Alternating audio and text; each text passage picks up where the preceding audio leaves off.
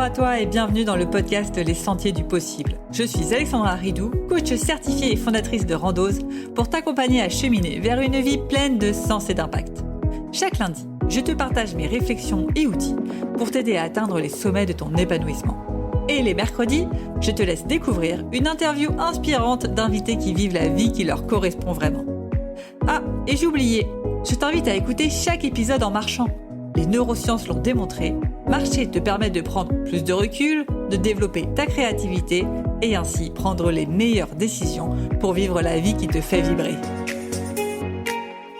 Salut Caroline, je suis ravie de t'avoir sur le podcast Les Sentiers du Possible. Comment tu vas? Écoute, ça va, c'est un petit peu la course. C'est pas encore les courses de Noël, c'est la course tout court.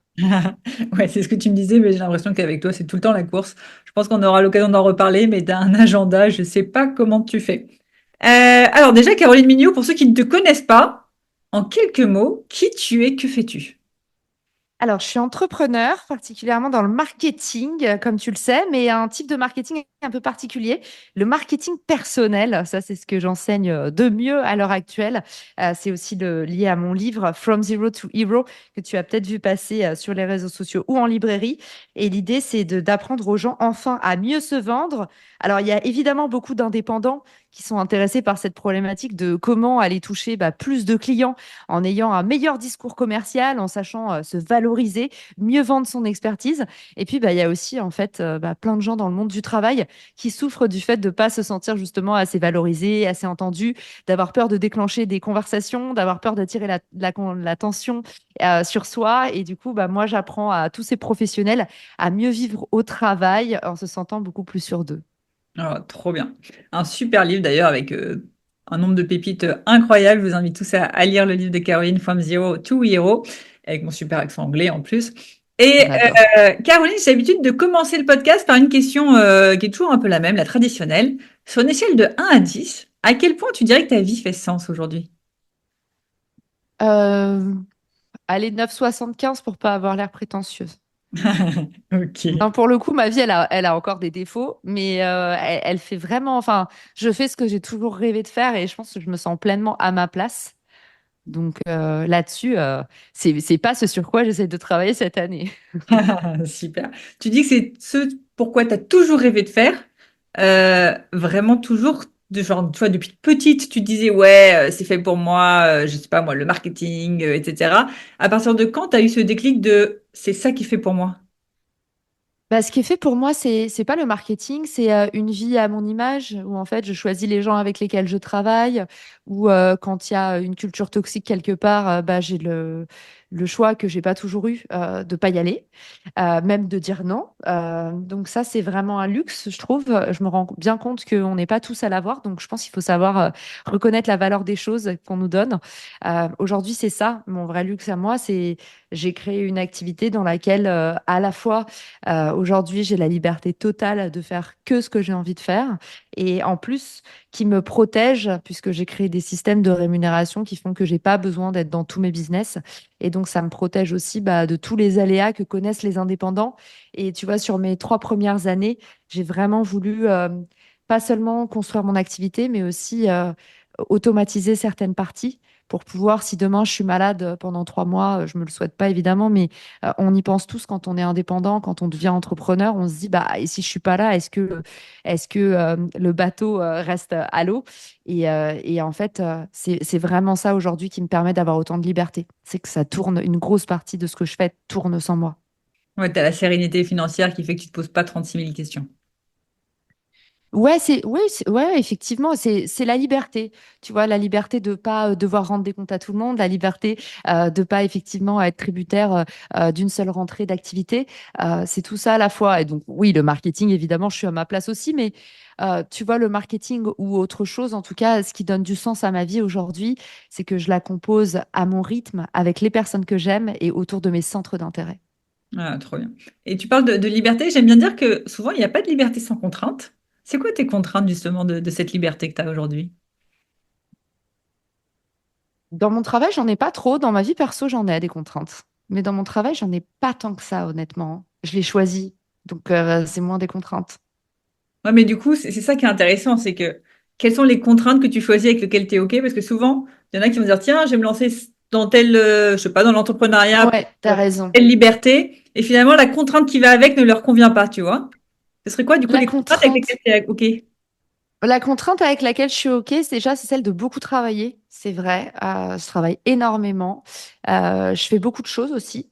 Je fais aussi beaucoup de choses à la fois. Tu vois, là, dans ma journée, si j'avais dû te dire tout ce que j'ai fait, c'est voilà. Après, il y a des périodes comme ça et j'organise mon agenda pour avoir justement des journées qui sont un peu comme des. Alors, le mot est pas joli, mais pour ceux qui savent à quoi ça correspond, vous savez que c'est plutôt poétique au final, des pots pourris.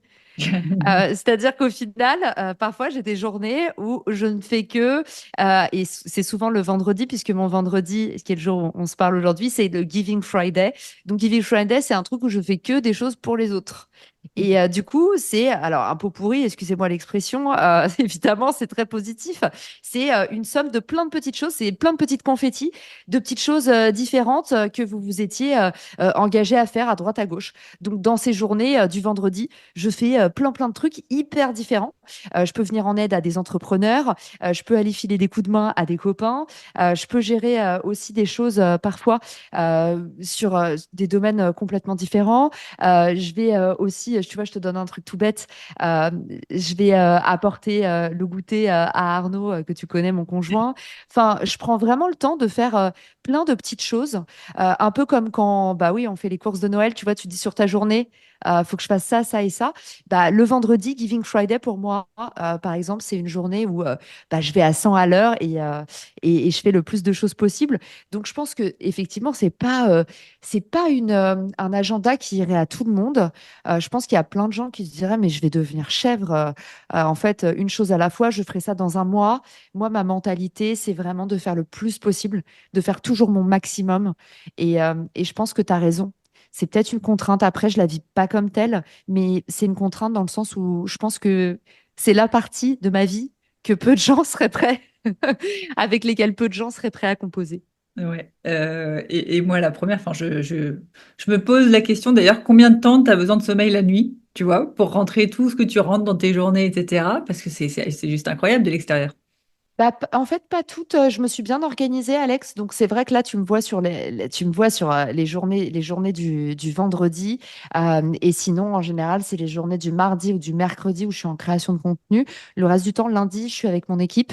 Le jeudi, je suis en tournage. Et le vendredi, je fais que des choses pour les autres. Donc, bah, en vrai, en vrai, c'est plutôt. Moi, je trouve que ça tourne tout seul comme système. Et en termes d'heures de sommeil, en général, j'arrive quand même à faire mes 8 heures. Il est prouvé, et ça, c'est une info intéressante. C'est mon associé qui m'a dit ça et je ne l'ai jamais oublié. Il faut 7 heures. Ils ont fait des études. L'armée, ils ont payé des centaines de millions pour faire des études pour comprendre combien est-ce qu'il fallait exactement à un homme pour se régénérer et être à son plein potentiel. Et c'est 7 heures de sommeil dont on a vraiment besoin au minimum. Donc, je pense que je les ai largement. Je suis un bon soldat. Oh, super. Et justement, c'est quoi tes tips? Parce que tu dois être sursollicité de demandes à droite à gauche.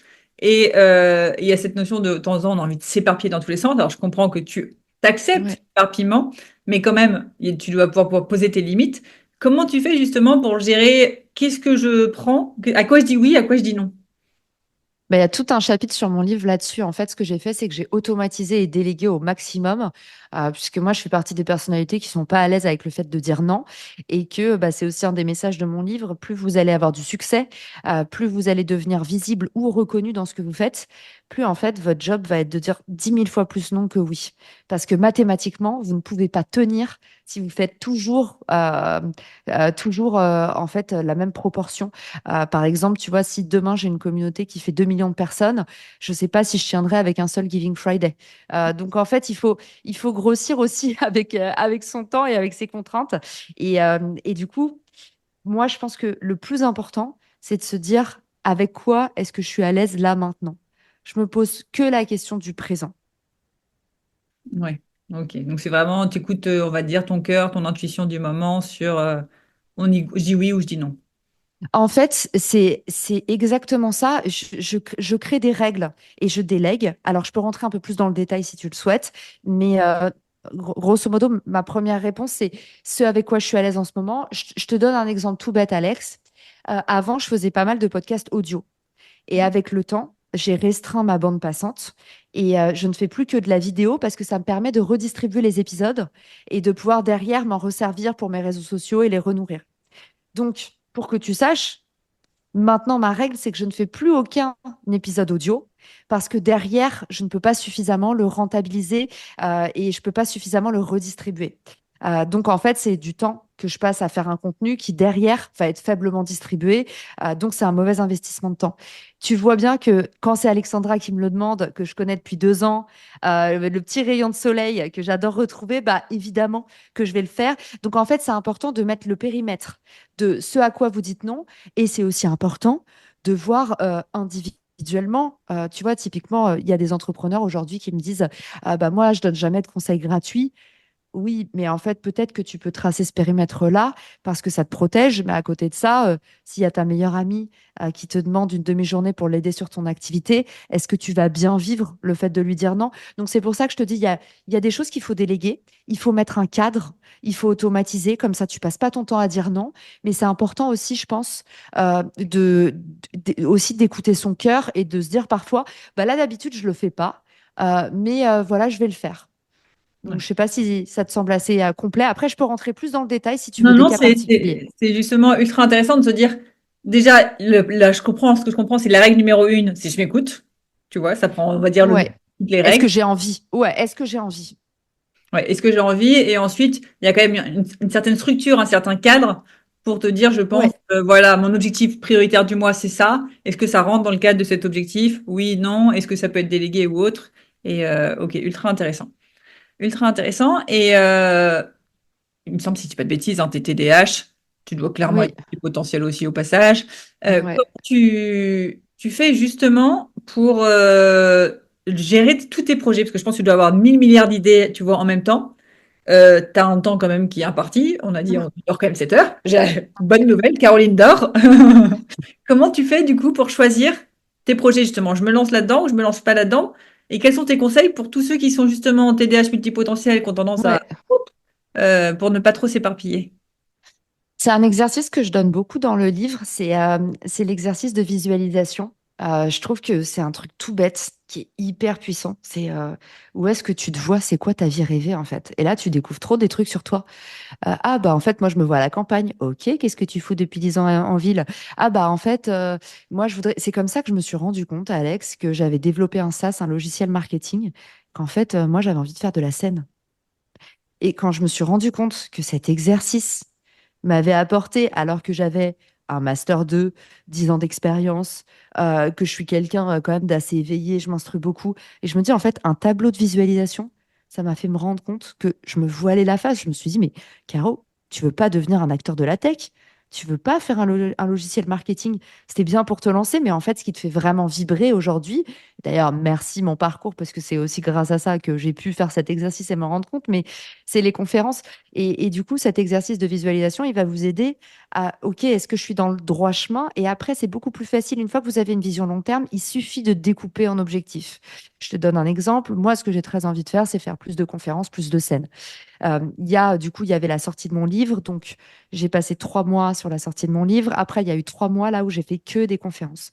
Mes 3 prochains mois, et tout va se recouper, tu vas comprendre avec la vidéo. Mes 3 prochains mois, mon objectif, c'est YouTube. Ok. Donc pourquoi est-ce que je suis passée des podcasts audio et que maintenant je fais que de la vidéo? C'est parce que ça me permet de remplir cet objectif qui est que je veux décupler ma présence sur YouTube. Mon objectif là, c'est d'atteindre 50 000 abonnés en mars sur YouTube. Donc à partir de là, forcément, et j'en ai déjà pris 6 000 en un mois, donc tu vois, en fait, ça va vite quand on se donne les moyens, mais il faut que tu réordonnes. Un, c'est quoi ta vision long terme? Tu fais l'exercice de visualisation. Deux, tu te découpes en sous-objectifs. OK, quelles sont les briques qui me permettraient de faire ça et les meilleurs moments pour agencer des briques? Typiquement, mon livre est sorti, ça m'a déclenché beaucoup de demandes de conférences. Je me suis pas dit à la rentrée septembre-décembre, je m'isole et je fais que du YouTube. Je savais que de septembre à décembre, je n'allais faire que des conférences et c'était OK. Et je sais après que de janvier à mars, je vais faire que du YouTube. Donc, il faut que tu crées comme ça tes petits piliers en fonction des périodes. Peut-être que tu peux faire ça sur l'année. Moi, j'aime bien bosser sur 3 mois parce que je suis très scolaire. Je suis habituée au rythme par trimestre, mais tout le monde est différent. Et derrière, une fois que vous avez votre pilier, encore une fois, vous rentrez à chaque fois à l'intérieur de chaque brique. Première brique, la vision long terme. OK, comment est-ce qu'on découpe en différentes phases? Et à l'intérieur de chaque phase, qu'est-ce qu'il faut? Par exemple, moi, je veux 50 000 abonnés sur YouTube d'ici mars. OK, bah, qu'est-ce qu'il me faut? Un gros réseau. Deux, retravailler toutes mes miniatures. Trois, faire des descriptions mieux optimisées. Quatre, embaucher un nouveau monteur. Je vous dis, voilà, je vous donne plein de trucs en vrac, mais vous avez compris, la méthodologie, en fait, elle vient d'elle-même quand on a cette approche, en fait, du plus gros objectif vers le plus petit et pas l'inverse. Ouais, ultra intéressant. Et du coup, si c'est pas indiscret, ce petit objectif de YouTube, il va desservir quelle vision justement? Bah, justement, ma vision de faire plus de conférences, d'être autrice, parce que je suis persuadée qu'aujourd'hui, YouTube et le canal vidéo, c'est un super canal d'autorité pour justement faire plus de scènes. Quand tu regardes tous les gros conférenciers américains, leur fer de lance, c'est YouTube. Ouais, c'est vrai. Ok, ultra cool. Merci pour le partage. Et j'avais une autre question du coup pour toi. Si on revient justement dans ces moments où la vie n'avait pas autant de sens. Alors moi de l'extérieur, mais je connais pas toute ta vie. J'ai ce moment où tu es rentré des États-Unis et globalement tu t'es fait entre guillemets virer, revenu en France et là c'est le flou. Mais est-ce que c'est ce moment-là qui te vient en tête si je te dis un moment où ta vie vraiment elle manquait de sens ou est-ce que c'est un autre? Et si tu peux un peu nous parler de ce moment et comment justement tu as réussi à rebondir. Je pense que le moment où ma vie a manqué de sens, c'est même pas quand j'ai perdu toute ma vie du jour au lendemain, parce que là, j'étais juste confuse en fait. Mais c'est pas un moment où Ah si, pour être sincère, non, non. Là, c'est vrai que à ce moment-là, c'est drôle ce que tu dis, parce que j'ai pensé à changer de carrière. Euh, j'ai voulu devenir prof de pilates. J'ai même j'ai candidaté pour être géo au Club Med. Je me suis dit, tu sais quoi, là, c'est un signe. Le marketing, c'est pas pour moi. Basta cosy. Et moi, c'est vrai que je suis vraiment quelqu'un. Si demain, on me dit, tout est fini, fais autre chose, j'ai aucun attachement, en fait, aux choses. J'ai que des attachements aux humains.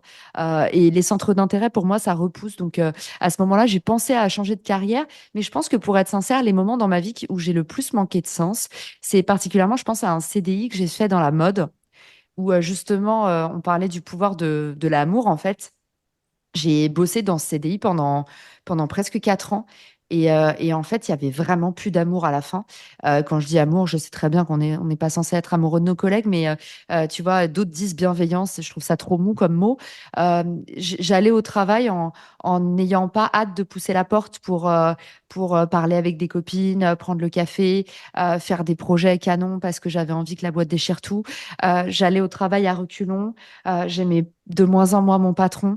Euh, il y avait une culture hyper toxique. On pointait à la seconde près, fallait pointer quand on allait pisser. Tu vois, c'est ce genre de boîte. Franchement, on se dit, c'est fou, ça n'arrive que dans les grands groupes. Et ben, c'était une petite boîte de 10 personnes, mais c'était assez zinzin.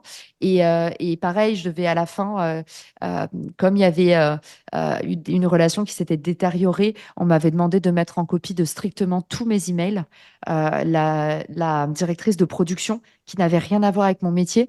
Et en fait, j'ai vraiment vécu ça comme de l'ingérence inutile et un peu de la maltraitance. C'est un job où je me suis vraiment sentie humiliée à la fin, surtout que j'avais eu d'excellents résultats. Donc, l'instinct de justice qu'on connaît bien a vraiment eu raison de ma motivation. Et je pense que c'est le moment où ma vie a perdu son sens. C'était là, tu vois, c'était vraiment, je ne sais plus pourquoi je bosse. J'ai la sensation de servir à rien. Et en plus, je me sens pas aimée. Qu'est-ce que je fous là? Et je suis restée longtemps dans cet état, Alexandra, parce que quand tu quittes un job aux US, tu quittes le territoire. Et du coup, j'ai fini par démissionner. Mais j'ai attendu d'avoir trouvé autre chose parce que, euh, parce que je voulais pas, absolument pas rentrer en France. Et je pense que je suis restée au moins 6 mois dans une atmosphère vraiment pourrie. Et qu'est-ce qui t'a du coup donné la flamme de, tu vois, de te motiver? Parce que t'es vite dans un cercle vicieux où t'as l'impression du coup de plus avoir de valeur, de plus rien valoir. Je sais pas si c'est Ouais, un peu vécu. Et du coup, ouais, de pas réussir à te vendre, te dire mais qui voudra de moi? Enfin, tu sais, tu peux vite retomber dans un cercle vicieux. exactement. Tu vois, est-ce que tu as un tips, quelque chose, un déclic, une prise de conscience qui t'est dit, ouais, non, quand même, je vaux quelque chose, vas-y, sors de là, bouge-toi et c'est possible. Donc, vous identifiez qu'est-ce qui vous donne de l'énergie. Ça, c'est hyper important. On a tous un truc qui nous donne de l'énergie. Alors, vous n'avez pas le droit de me répondre l'alcool ou ça, c'est pas des. Mais vous allez forcément trouver quelque chose qui vous réactive. Et moi, je sais que dans les moments où ça allait pas, où je perdais ma confiance en moi, ce qui a été très salvateur pour moi, c'est justement de faire un tas d'entretiens pour reprendre confiance en moi, me reconnecter à la réalité du marché du travail, me rendre compte que je valais quelque chose, que j'étais désirée. C'est un peu comme, je pense, dans un couple où tu te sens merdique, tu te sens plus aimé. Et en fait, tu sais, tu t'inscris sur un site de rencontre juste pour draguer. Alors, je ne le conseille pas, évidemment, c'est un peu litigieux ce que je vous dis.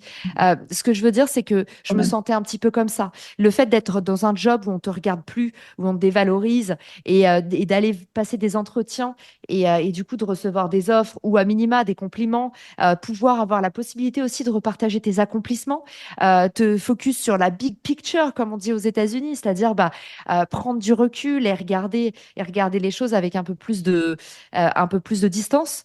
Bah, en fait, c'est là où tu sors le nez de ton marasme et où tu te dis, bah, en fait, ça vaut le coup. Waouh, j'ai fait tout ça. Ah oui, j'ai passé 2 mois de merde, mais d'un autre côté, ce projet, il est sorti. Il y a eu des bons accomplissements. Et ça, on pourra pas te les enlever, même avec une ambiance de merde. Si tu as performé, si tu as des résultats, tes chiffres, ils sont là pour briller même des années après. T'as pas pensé du coup à ce moment-là à te dire c'est le marketing est pas fait pour moi. Non, t'avais encore le marketing. Non, parce que c'était la seule chose que je savais faire à ce moment-là et j'ai plutôt le réflexe de survie qu'ont beaucoup de gens de se dire, OK, je l'apprends beaucoup aux solopreneurs quand je fais des consultations, à qui est-ce que je peux être le plus utile avec le plus de valeur le plus rapidement possible? Ça, c'est le gilet de sauvetage. Ouais. Et du coup, j'ai vraiment, et à ce moment-là, j'étais très, très bonne dans mon poste. Je pense que c'est aussi pour ça que j'ai été aussi pressurisée. C'est que, en fait, j'ai été pressée comme un citron parce que je pense que j'étais un bon élément et qu'en fait, j'avais tellement des bons résultats qu'on me disait, oui, oui, vas-y, bah, va faire la même chose à côté, et va aussi là, et puis là. Et j'ai vu en entreprise que c'était souvent un réflexe sur des profils qui sont bons parce que de toute façon, aux États-Unis, tu sais, tu peux te faire virer du jour au lendemain sans justification. Donc, en fait, ceux qui sont pas bons, on les vire, et ceux qui sont bons, en fait, on les épuise pour pouvoir les rentabiliser au maximum. Donc, euh, donc voilà, ça, je l'ai découvert après et je me suis dit finalement, il n'y a pas de hasard. Et je pense que si on me l'avait dit à l'époque, peut-être s'il y a des personnes qui se sentent comme ça au travail, bah, sachez que quand vous n'êtes pas bon, on vous vire. Et quand vous êtes très bon, on vous pressurise à mort. C'est très vrai. Alors en France, on te vire pas finalement, mais les Oh, perfectionnistes, ça dépend. c'est plus compliqué. On peut le faire, mais les perfectionnistes, je trouve, enfin pour avoir été manager, je suis aussi passée un peu par là. C'est tellement précieux. Tu les kiffes tellement Mm. que forcément, quand tu as un truc de plus qui arrive dans l'équipe, bah, tu vas le donner au perfectionniste, tu vas Ouais, le donner au bon élève. Que forcément, en plus, comme il dit rien, il se plaint jamais, tu penses pas à lui donner 36 000 encouragements, 36 000 reconnaissances. Alors que celui qui se plaint, t'es là, allez, vas-y, t'es trop fort, etc. Et ça crée tout de suite un énorme décalage où la personne, justement, comme tu dis, elle est sous l'eau, on lui donne une charge de travail énorme, elle n'a pas forcément la reconnaissance, alors que c'est juste, en vrai, une preuve bah, qu'elle est là-haut, quoi. Qu'elle fait de l'excellent boulot. Et j'avais lu un truc qui disait d'ailleurs, on critique les gens qu'on perçoit supérieurs et on critique pas les gens qu'on perçoit inférieurs. Parce que les gens qu'on perçoit inférieurs, en général, on se dit, je vais pas l'enfoncer encore plus. Alors, on va leur donner du soutien. Les gens qu'on se perçoit supérieurs, on peut se permettre des critiques parce qu'on dit, c'est bon, il est capable de l'encaisser. Ce qui fait que finalement, ce que j'avais lu, c'était un point ultra intéressant. Il disait, bah, en fait, quand tu te fais critiquer, dis-toi que la personne, dans sa tête, t'es un peu là-haut. Alors que si on te soutient à fond, en vrai, quand on te soutient à fond, c'est on a un peu pitié de toi et t'es plutôt en bas. ok, Je trouvais pas hyper mal. intéressant. Et c'est vrai que je trouve que ça se ressent pas mal dans la vie de tous les jours. Hyper intéressant, je connaissais pas. Donc voilà, donc très certainement que tu vois, tes collègues, ils te mettaient là-haut, ils te disaient, c'est bon, Caroline, elle a pas besoin de reconnaissance. Elle... Non, je pense que c'est plutôt. Ouais, ouais, mais je pense même pas qu'ils allaient jusque-là. Je pense que c'était la culture de la boîte qui était. Tu sais, c'est la mode à New York. Hein, c'est pas comme dans les. C'est comme dans les films, hein, pardon. Le diable Je s'habille en pense. Prada. Ouais, c'était. Ouais, franchement, c'était un peu ça. Hein. Mais bon, avec le recul, franchement, pour rien au monde, je le regrette et c'était la meilleure école pour gérer son stress. Tu m'étonnes. Tu m'étonnes, t'as dû en apprendre pas mal. Eh ben super, c'est ultra passionnant ce que tu nous as raconté jusqu'ici, Caroline, et tu nous as donné de nombreux tips. Je vois le temps qui défile. Est-ce que tu as un dernier tips pour ceux qui justement sont multipotentiels, TDAH, bref, ils partent un peu dans tous les sens et savent pas forcément quelle voie choisir. Je pense que je suis en train de, c'est marrant que tu poses cette question parce que je suis en train de faire un TED Talk là-dessus. J'ai la sensation que dans tous les cas, quel que soit le chemin que vous empruntez, vous atterrirez toujours au bon endroit. Et que finalement, nos décisions, elles ont pas tant d'importance que ça.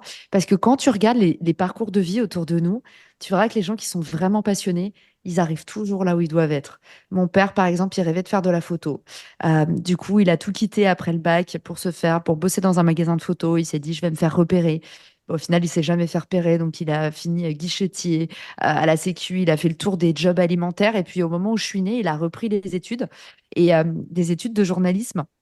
C'est ma mère qui l'a poussé à faire ça. Et figure-toi qu'au final, il est devenu photojournaliste et il a fini sa carrière journaliste. Moi, je rêvais d'être psychologue ou journaliste. Et au final, aujourd'hui, je fais un métier qui se trouve exactement entre ces deux métiers-là. Et puisque tu vois, aujourd'hui, une grosse partie de mon métier, c'est de faire de l'influence. Et je suis appelée par des marques qui me disent, ah, est-ce que tu peux, voilà, Meta fait un événement, par exemple, sur les tendances publicitaires. Et je vais couvrir, en fait, je fais vraiment être influenceur, c'est faire un métier de journaliste et avec beaucoup plus de liberté que certains journalistes d'ailleurs. Et tu vois, je me dis, parfois, quand on vit les difficultés, quand on vit les obstacles, on se dit, ça y est, c'est plié, j'ai plus aucune voie pour y arriver. Mais en fait, la vie a beaucoup plus d'imagination que nous, comme dit le proverbe. Ah, génial comme conclusion de l'épisode. Merci Caroline.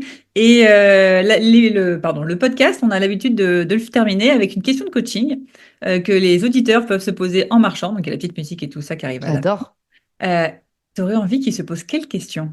Et si j'avais pas peur, je ferais quoi? Génial, restez bien jusqu'au bout du coup pour votre question de coaching à méditer en marchant et en musique. Et Caroline, pour ceux qui veulent te retrouver, c'est pas trop difficile à retrouver, mais est-ce que tu as un canal préféré? Où est-ce qu'on peut te retrouver? Hop. Pour les messages, là où je suis le plus réactive en général, c'est Instagram. Il y en a un peu moins que sur LinkedIn. Et puis, je trouve que c'est un réseau social hyper cool où je suis beaucoup plus présente, en tout cas sous d'autres formes que sur LinkedIn, un peu moins conventionnelle. Et je pense que pour les auditeurs de ton podcast, ça s'y prête plus. Yes, et ben, je mettrai ton compte LinkedIn et puis aussi LinkedIn et YouTube. Ton compte Instagram, pardon, LinkedIn et YouTube. Je mettrai les trois sur les notes de l'épisode. En tout cas, un grand merci Caroline. C'était ultra intéressant, tout ce que tu nous as partagé, de nombreuses pépites. Et donc, merci à toi et à très vite. Merci, Alex. Ciao!